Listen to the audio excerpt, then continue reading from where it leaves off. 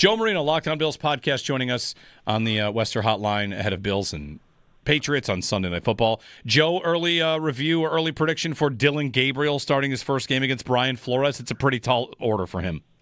Yeah, that's a tall order. I wonder the thought process there between Joe Flacco and a guy who's seen every blitz imaginable but can't move, or the rookie who can move but obviously some limitations there. I think you're exactly right. Bet the under on that one. Yeah, it's going to be a tough game for them. Minnesota, meanwhile, is a great defense, and their offense, we'll see, a work in progress no matter who the quarterback is.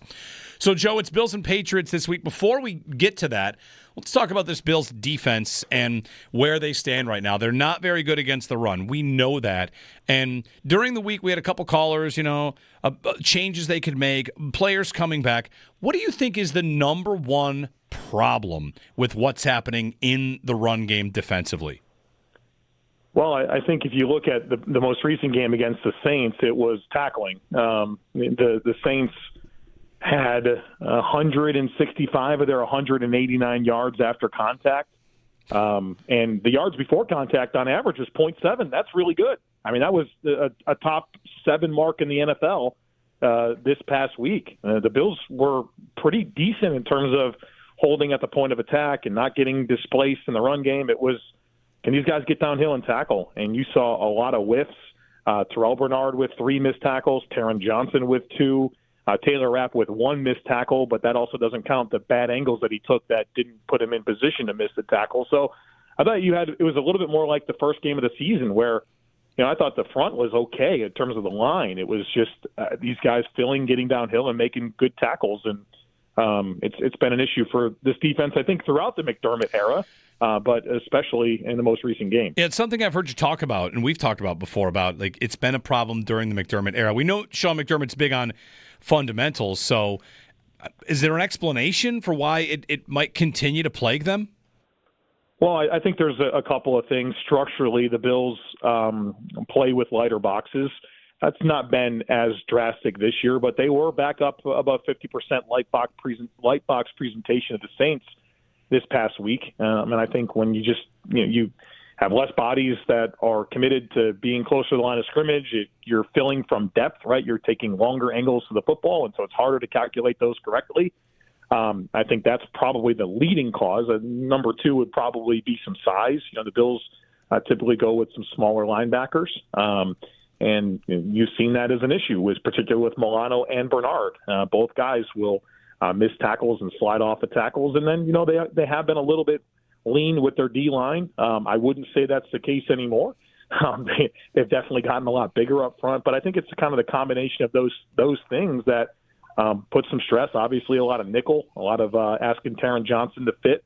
So I think it's a combination of those things that makes it difficult. It's not. I don't think it's that they don't want to tackle well. I'm sure they do. I just think some of those challenges, based on the play style, leads to more opportunities to miss tackles. Yeah, I wonder, Joe. Maybe this is wrong, but when they're always hunting for turnovers and trying to punch balls out, sure, that maybe could play into it. I don't think that would be every play, but they are so. They're so aggressive on that front that could happen, I think, once in a while too. Yeah, and it's never one thing, right? It's a combination of all those things, and I think that's a good thing to invoke, Joe. And I think a good example of that would be the first touchdown run by Kendre Miller against the Bills in the Saints game, where Tre'Davious White, he played for the punch-out, right? And he said, okay, you're either going to score a touchdown or I'm going to punch this thing out. And obviously the touchdown was scored. Joe Marino, Locked On Bills podcast, joining us here. Joe, the pass defense, it's funny. Sometimes the stats early in the season, something might look good because you're so bad at something else. And I think we might have that with this Bills pass defense. They're pretty good in yards per attempt against, but I don't know if I should buy that I could trust this pass defense yet. You want to talk about whether it's the caliber of the starting quarterback on the other side, in 2 of them being Spencer Rattler and Justin Fields. This week it's a tough test. So do you have faith in this pass defense? Or are they starting to put it together back there? I feel somewhat okay about it. I think where it's going to be kind of make or break is going to be how the pass rush develops, in my opinion. And of course that comes from getting some players back. I think 2 of your most important pass rushers, Michael Hoyt and Ed Oliver, you don't have him right now. And I think, that'll be a big part of this pass defense becoming better, because I think that's where it starts. On the back end, I think they can play better. I think you can. I mean, honestly, Trey White, I think he's probably, he's got his own limitations, but I don't think he's been the disaster some people are painting him to be. I think Taron Johnson and Taylor Rapp and Christian Benford are all, three players that I would point to that are capable of playing a lot better than they have to this point. And I think that's the good news, is that that they're capable of more. And so you get some pass rush back. Your players that are supposed to be better play better, and I think you have a formula. But it definitely looks shaky, right? I mean, there's a lot of open guys. There's a lot of uncontested throws. I mean, really, the Bills haven't made that many plays on the ball this year.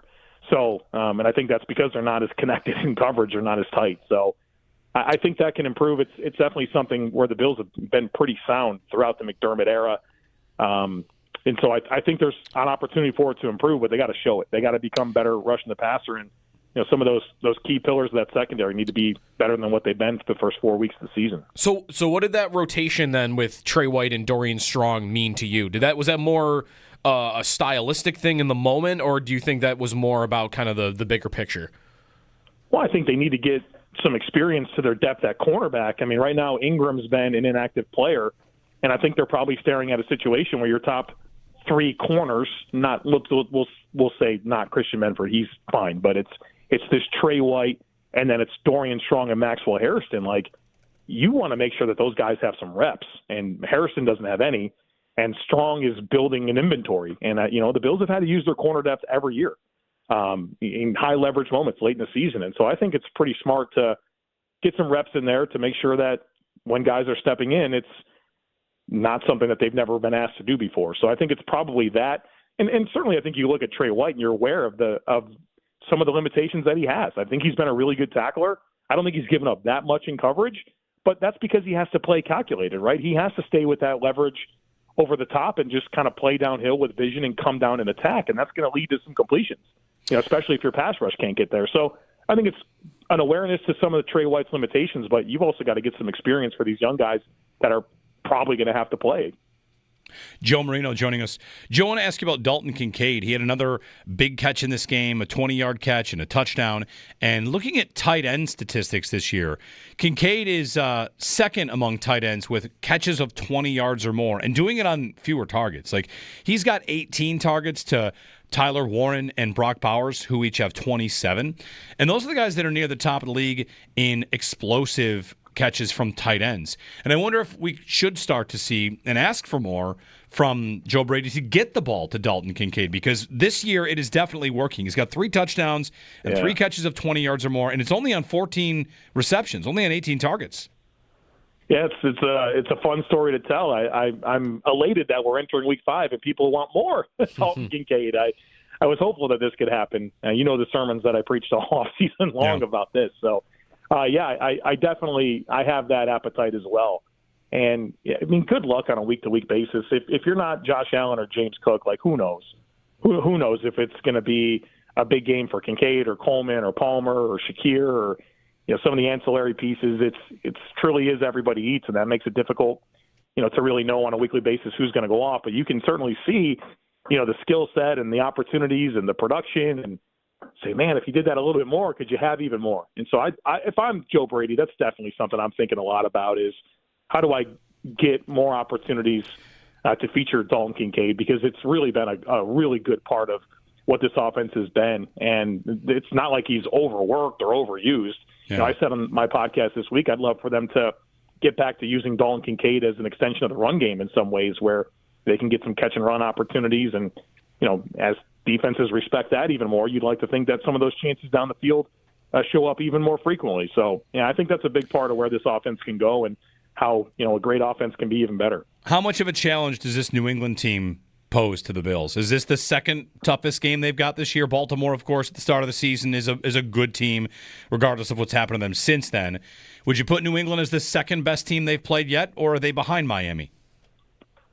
No, I have a hard time kind of figuring out who this Patriots team is. I really respect their quarterback. There's no question. This is a good young quarterback that's tough and can do a lot of dynamic things on the field as a runner, as a thrower.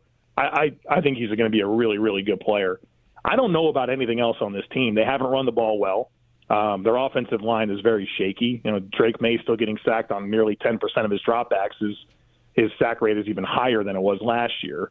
Like I said, they haven't really run the football. They played pretty good against the run, but defensively. But I mean, we're talking about some really pedestrian teams with the Raiders, Dolphins, Steelers, and Panthers as their opponents to this point. They certainly showed their youth and inexperience in Week 3 when they turned it over 5 times and lost to Pittsburgh by 7. And then they turn around and they smoke the Panthers, get 2 miscellaneous touchdowns. It's like, I don't know who the Patriots are. The only thing I'm confident is that Drake May's a good young quarterback. And I think they can probably defend the pass because they have good outside corners. But, I think they're shaky kind of the middle of the field with their safeties and linebackers. So I think we have a lot to learn about this New England team. And, like I said, really the only thing I feel comfortable is knowing that I think Drake May's a good young quarterback. Joe Marino, Locked On Bills podcast, part of our weekly visits with him. Joe, thanks again for the time, and we'll chat next week. All right, guys. Thanks for having me. Drake May and the Patriots in town for Sunday Night Football. They are 2-2. They won 3 games last year, and they are up to 2 wins this year through 4 games.